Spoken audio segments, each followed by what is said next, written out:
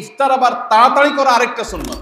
শিয়ারা এবং ইহুদিরা তাদের মধ্যে রোজা আছে, ফাস্টিং আছে। নবী করিম সাল্লাল্লাহু আলাইহি ওয়াসাল্লামের ওই হাদিস আবারও আমরা স্মরণ করি। তিনি বলেছেন, লা ইয়াজালুন নাসু বিখাইরিন মা আজ্জালুল ফুতুর ওয়া আখারুস সুহুর। এই মানুষ, এই উম্মত ততদিন কল্যাণের উপরে প্রতিষ্ঠিত থাকবে যতদিন তারা ইফতার তাড়াতাড়ি করবে আর সাহরি দেরিতে করবে। ইফতার তাড়াতাড়ি করা এর মানে হলো সূর্য ডুবছে আর দেরি করবেন না। শিয়ারা এবং ইহুদিরা তাদের মধ্যে রোজা আছে, ফাস্টিং আছে। তারা সেই রোজায় ইফতার করে হলো চতুর্দিক অন্ধকার হয়ে যাওয়ার পর, সূর্য ডুবার পর পর ইফতার করে না। তো এই জন্য নবী সাল্লাল্লাহু আলাইহি সাল্লামের আদর্শ হলো তার বিপরীত, অর্থাৎ সূর্য ডুবার পর পর ইফতার করে ফেলা, অতিরিক্ত বিলম্ব না করা। আল্লাহ আমাদেরকে আমলের তৌফিক দান করুন। ইফতারের দোয়া জানা আছে ভাই? কি দোয়া?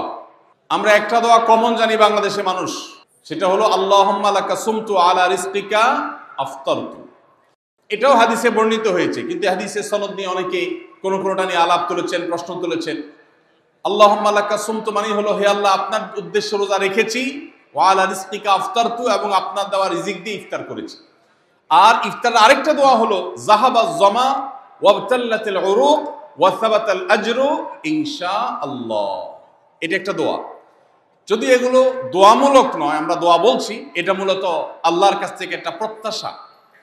এর অর্থ হলো যাহাবাজ জামা, আমার পিপাসা দূর হয়ে গেছে, ওয়াবতাল্লাতিল উরুক, আমার শিরা উপশিরাগুলো সব সিক্ত হয়ে গেছে, ওয়া সাবাতাল আজরু ইনশাআল্লাহ, এবং আল্লাহ চাহেন তো এই রোজার বিনিময় আমার সাব্যস্ত হয়ে গেছে আল্লাহর কাছে, এটা স্থির হয়ে গেছে।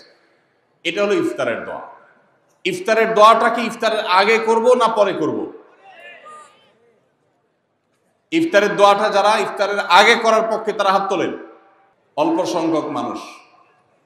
আর বাকিরা সবাই কি পরের পক্ষে না মাঝখানের পক্ষেও আছেন লোক? সব পরের। মাশাআল্লাহ, সব সূক্ষ্ম সূক্ষ্ম মাসআলা দেখি গাবতলী মানুষ জানে, মাশাআল্লাহ, অনেক অগ্রসর দেখা যায়। আল্লাহ আমাদের সবাইকে দ্বীনের জন্য কবুল এবং মঞ্জুর করুন, মাশাআল্লাহ। ভাইরা আমার, ইফতারের দোয়াটা ইফতারের পরে করতে হয়, যেটা বেশিরভাগ মানুষ জানে না। কিন্তু আমি অবাক হলাম যে এখানে বেশিরভাগ মানুষ আপনারা জানেন, মাশাআল্লাহ, নলেজেবল মানুষ, বোঝা গেছে। ইফতারের দোয়ার অর্থের দিকে তাকালেই তো বোঝা যায় এটা আগে না পরে। দোয়ার অর্থের মধ্যে তাকালে আমরা দেখতে পাচ্ছি যে আল্লাহ শিরা উপশিরা সিক্ত হয়ে গেছে, পিপাসা দূর হয়ে গেছে, এগুলো তো ইফতারের পরেই হয়। অবশ্য আমি অর্থ আগে বলে দিছি, সেটা দেখে হয়তো আপনারা অনেকে বুঝে ফেলছেন, মাশাআল্লাহ। তো যাই হোক, ইফতারের শুরুতে বিসমিল্লাহ বলে ইফতার করব আর শেষে এই দোয়া পড়বো। আল্লাহ আমাদেরকে আমলের তৌফিক দান করুন। রোজা রেখেছেন কিন্তু ইফতার করেন নাই, রোজা হয়ে যাবে কিন্তু সুন্নাত আদায় হবে না। এই জন্য ইফতার করা একটা সুন্নাত। আল্লাহ তাআলা আরহামুর রাহিমিন, এমন একটা মাস রমজান মাস, সারা বছর কিন্তু আমরা নাস্তা করি। সারা বছর যেটা নাস্তা করি রমজানে সে নাস্তাই করি। পার্থক্য হলো সারা বছর নাস্তা করি সকালে, রমজান নাস্তা করি সন্ধ্যায়। মানুষ দীর্ঘ সময় না খেয়ে থাকার পরে যে খাবার খায় সেটাকেই ব্রেকফাস্ট বলে, সেটাকেই নাস্তা বলে। আরবিতে যে ইফতার বলা হয়, এই ইফতার শব্দের অর্থ কিন্তু নাস্তা। ইফতার শব্দের অর্থ কি? নাস্তা।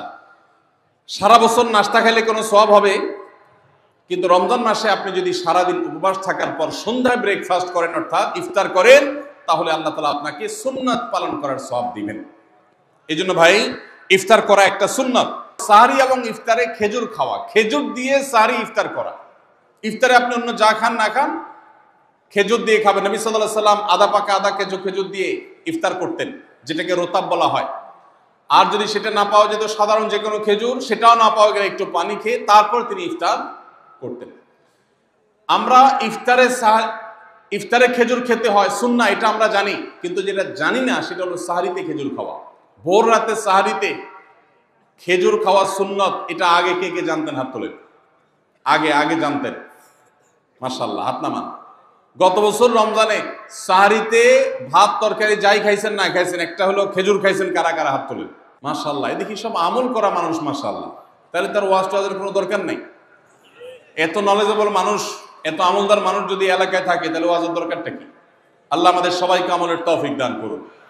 ভাইরা আমার, ইফতারে খেজুর খাওয়া যেমন সুন্নাত, সাহরিতেও খেজুর খাওয়া সুন্নাত, কিন্তু খেজুর খাওয়া কোনো ফরজ ওয়াজিব না। খেজুরের দাম বেশি হয়ে গেছে, আপনি কিনতে অপারগ। যদি একটা খেজুরও পুরো রমজানে না খান, আপনার রোজার কোনো অসুবিধা হবে।